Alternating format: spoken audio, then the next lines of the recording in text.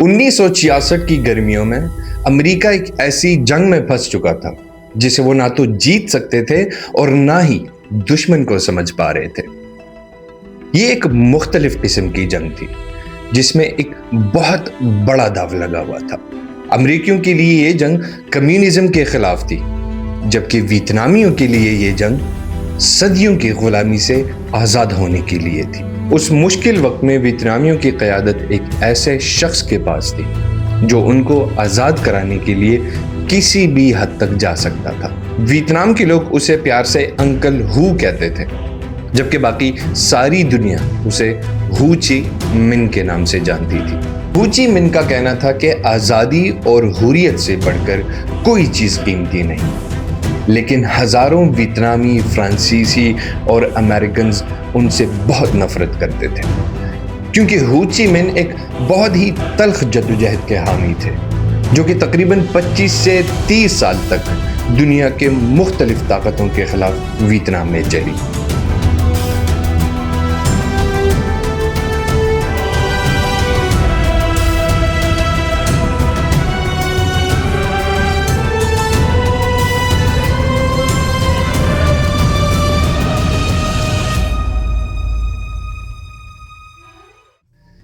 السلام علیکم and welcome to D J Urdu files.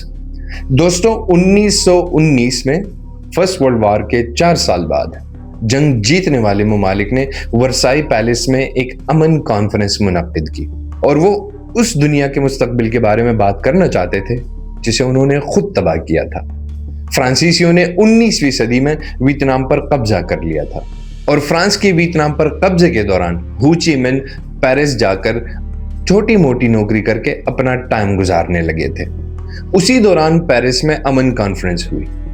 ہو چی من اس کانفرنس میں شرکت کرنا چاہتا تھا، اگرچہ نہ تو اس کے پاس کوئی دعوت نامہ تھا اور اسے یہ بھی پتا تھا کہ اسے وہاں اندر جانے کی اجازت نہیں دی جائے گی۔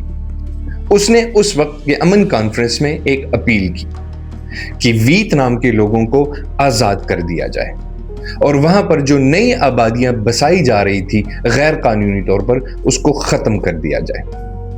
اس پر کسی نے توجہ نہیں دی، اور اس وقت فرانس اپنی قیمتی کالونی کو نہیں چھوڑنا چاہتا تھا، لیکن ہو نے ہار نہیں مانی۔ اس نے خود کو ویتنام کی آزادی کی آواز قرار دے دیا اور ویتنام کو فرانس سے آزاد کرنے کی جدوجہد شروع کر دی۔ ورسائی میں بے عزتی کے بعد ہو نے اپنی توجہ مشرق کی طرف کر دی۔ 1920 میں ہو کمیونسٹ پارٹی میں شامل ہو گئے۔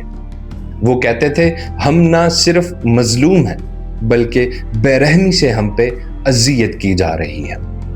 ہمیں نہ تو پریس کی آزادی ہے اور نہ ہی تقریر کرنے کی آزادی دی جا رہی ہے۔ ہم جہالت میں جینے پر مجبور ہیں کیونکہ ہمیں پڑھنے کا حق بھی نہیں دیا جا رہا۔ یہ ہے وہ سلوک جو 20 لاکھ سے زیادہ ویتنامیوں کے ساتھ ہو رہا تھا اس ٹائم۔ ہو ویتنامی برادری میں بہت مشہور ہو گئے۔ ان کا پیغام نہ صرف پہنچایا جاتا تھا بلکہ اخباروں میں چھاپا بھی جانے لگا، لیکن اس پیغام نے فرانسیسیوں کو سخت غصہ دلایا۔ حکام نے انہیں چین میں پکڑ لیا اور ہو کو ہانگ کانگ کی جیل میں ڈال دیا گیا۔ جلد ہی افواہ پھیل گئی کہ وہ جیل میں مر گئے ہیں۔ ہو نے اس الجھن کا فائدہ اٹھایا جب وہ رہا ہوئے۔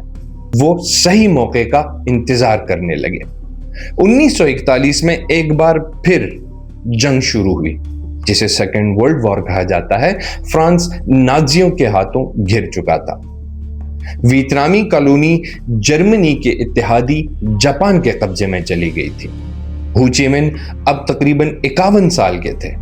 وہ چین کے ایک دور دراز کونے میں چھپے تھے۔ فرانس کی شکست ان کے لیے ایک موقع تھا۔ فروری 1941 میں ایک صحافی کے بھیس میں ہو نے چین کے دیہات کا طویل سفر طے کیا اور ویتنام پہنچ گئے۔ 30 سال جلاوطنی کے بعد ہو نے دیکھا کہ ان کی شہرت ان سے پہلے ویتنام پہنچ چکی تھی۔ ہو نے پاک بو نامی غاروں میں کیمپ لگایا۔ انہوں نے خاموشی سے انقلاب کی تیاری شروع کر دی۔ سب سے پہلے تو انہیں جاپانیوں کو شکست دینا تھا اور فرانسیسیوں کو واپس آنے سے روکنا تھا۔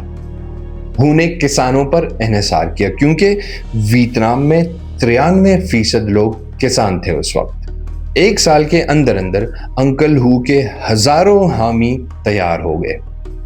اگلے 4 سالوں تک انہوں نے گوریلا جنگ کی تربیت لی، انہوں نے ہتھیار جمع کیے اور پورے ویتنام میں مزاحمت شروع کر دی۔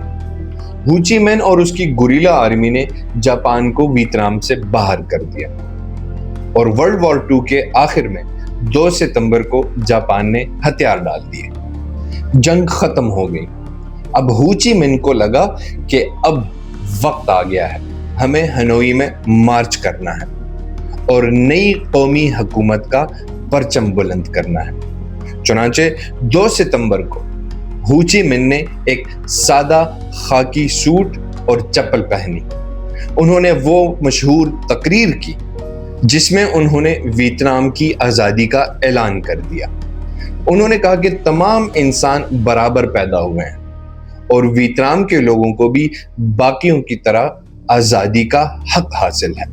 اس اعلان کے بعد ہو چی مین پورے ویتنام میں مشہور ہوئے اور وہ ویتنام کی قوم پرستی کی علامت بن گئے۔ جاپانیوں کے بعد خالی ہوئی جگہوں پر ویتنامیوں نے قبضہ کر لیا، لیکن چند ہی مہینوں بعد دنیا کی سیاست بدلنے لگی۔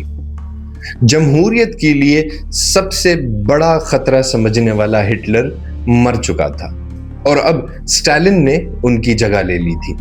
صدر ہیری ٹرومن کی قیادت میں امریکہ کو اب ایک نئی جنگ لڑنی تھی جسے کولڈ وار کہا جاتا ہے۔ اس نے کہا کہ اگر ہم اس فیصلہ کن وقت میں ناکام ہوئے تو اس کا اثر مشرق اور مغرب دونوں پر پڑے گا۔ اس نے کہا کہ ہمیں فوری اور مضبوط اقدام کرنے چاہیے۔ ہو چی مین ایک کمیونسٹ تھا اور اب وہ امریکہ کے لیے بھی خطرہ بننے لگا تھا۔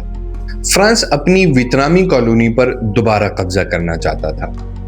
ہو کے پاس اس ٹائم 2 چوائسز تھی، یا تو وہ سب کچھ کھو دیں جو انہوں نے حاصل کیا تھا، یا پھر اس آزادی کے لیے لڑتے رہیں جس کا مزہ انہوں نے پہلی بار چکھ لیا تھا۔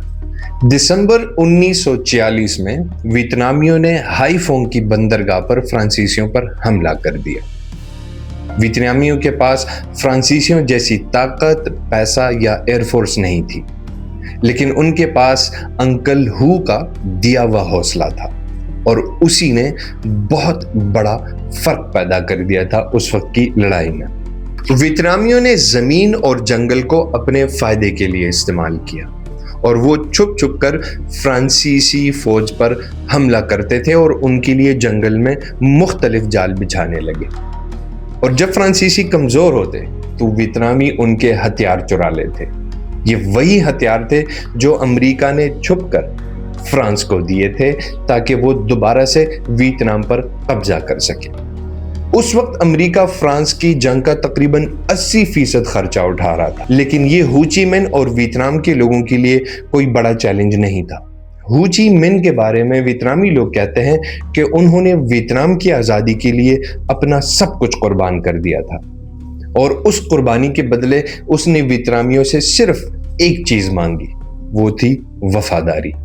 1954 تک بڑھتی ہوئی ہلاکتوں کی وجہ سے فرانسیسی عوام ویتنام جنگ کے خلاف ہونے لگی۔ ویتنام نے ایک مضبوط فرانسیسی فوجی اڈے پر حملہ کیا جو کہ ایک پہاڑی علاقے میں تھا۔ فرانسیسیوں کو لگتا تھا کہ کھڑی پہاڑیاں ان کو ویتنامیوں کے حملے سے بچا سکتی تھی، جو کہ ان کی سب سے بڑی بھول تھی۔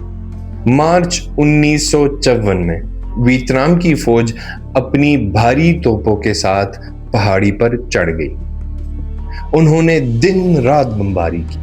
ویتنام نے تمام تر مشکلات کے باوجود فرانس کو شکست دی۔ جب ویتنامیوں نے ڈین بین فو پر اپنی جیت کا پرچم بلند کیا تو فرانس نے بھی اس شرمناک شکست کو قبول کر لیا۔ اس کے بعد ویتنامیوں کو شکست دینا بہت مشکل ہو چکا تھا، یہاں تک کہ کمیونسٹ مخالف لوگ بھی ہو چی مین کی تعریف کرنے لگے۔ لیکن دوستوں، فرانس کی جنگ ختم ہونے کے بعد ویتنام کی مشکلات کم نہیں ہوئی بلکہ اور زیادہ بڑھنے لگی۔ ویتنامیز میدان جنگ تو جیت چکے تھے، لیکن اب انہیں نیگوشیشن ٹیبل پر باقی دنیا کا سامنا کرنا تھا۔ مئی 1954 میں سارے طاقتور ممالک جنیوا سوئٹزرلینڈ میں امن مذاکرات کے لیے جمع ہو گئے۔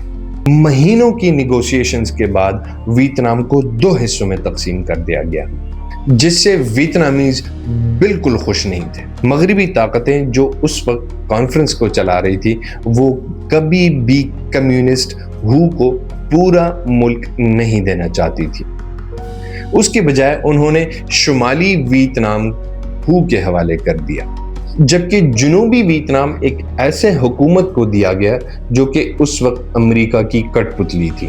ہو چی من یتیم خانوں، اسکولوں اور فیکٹریوں کا دورہ کرنے لگے۔ ہو کی کمیونسٹ حکومت ویتنام میں اتنی مقبول ہوئی کہ اس نے امریکہ کو بے چین کر دیا۔ 1959 تک ہو کے بڑھتے ہوئے اثر رسوخ کے جواب میں امریکہ نے جنوبی ویتنام میں پیسہ، ہتھیار اور مدد ڈالنا شروع کر دی۔ وہ کمیونسٹ مخالف تحریک کو مضبوط کرنے لگے، لیکن جیسے جیسے کمیونسٹ فوج مضبوط ہونے لگی، امریکہ نے خود جنگ میں چھلانگ لگا دی۔ امریکہ کو یقین تھا کہ وہ فرانسیسیوں سے زیادہ طاقتور اور ہوشیار ہیں۔ انہوں نے تیز اور فیصلہ کن فتح کی منصوبہ بندی بھی کی تھی۔ یہ ایک ایسا فوجی مشن تھا جو انہوں نے پہلے کبھی نہیں کیا تھا۔ امریکہ کا یہ منصوبہ تھا کہ ہم ویتنامیوں کو تھکا دیں گے اور ان کے اتنے فوجی ماریں گے کہ ویتنامیوں کا حوصلہ ٹوٹ جائے گا۔ لیکن وہ ایک بات نہیں سمجھے کہ یہ ایک ناقابل جیت جنگ تھی امریکہ کے لیے۔ 1966 کی گرمیوں تک تقریباً 5 لاکھ امریکی فوجی ویتنام پہنچ چکے تھے، لیکن ایک بار پھر ویتنامیوں نے ثابت کر دیا کہ حوصلہ طاقت سے کہیں زیادہ طاقتور ہوتا ہے۔ ویتنامیوں کو بھی اس جنگ میں خوفناک حد تک جانی نقصان پہنچا، لیکن انہوں نے ہمت نہیں ہاری اور شکست کو قبول نہیں کیا۔ 1960 کے آخر تک امریکہ میں بڑے پیمانے پر جنگ کے خلاف احتجاج شروع ہونے لگے اور لوگ ویتنام جنگ کے ختم کرنے کا مطالبہ کرنے لگے۔ لیکن 3 ستمبر 1969 کو اپنی 80ویں سالگرہ سے کچھ ہی دن پہلے ہو چی من کا انتقال ہو گیا، بالکل 24 سال بعد جب انہوں نے پہلی بار ویتنام کی آزادی کا اعلان کیا تھا۔ 1973 میں امریکہ نے ویتنام سے اپنی فوجیں نکالنا شروع کر دی۔ سائگون جنوبی ویتنام کا دارالحکومت گر گیا۔ دوستوں، یہ تھی ہماری آج کی کہانی کہ کیسے ویتنامیوں نے ہو چی من کی قیادت میں فرانس، جاپان اور امریکہ کو شکست دی۔ اگر آپ کو ویڈیو اچھی لگی ہے تو پلیز چینل کو سبسکرائب کر کے ویڈیو کو ضرور لائک کیجیے گا۔ انشاءاللہ ملتے ہیں اگلی ویڈیو میں۔ Till then take a very good care of your self. اللہ حافظ۔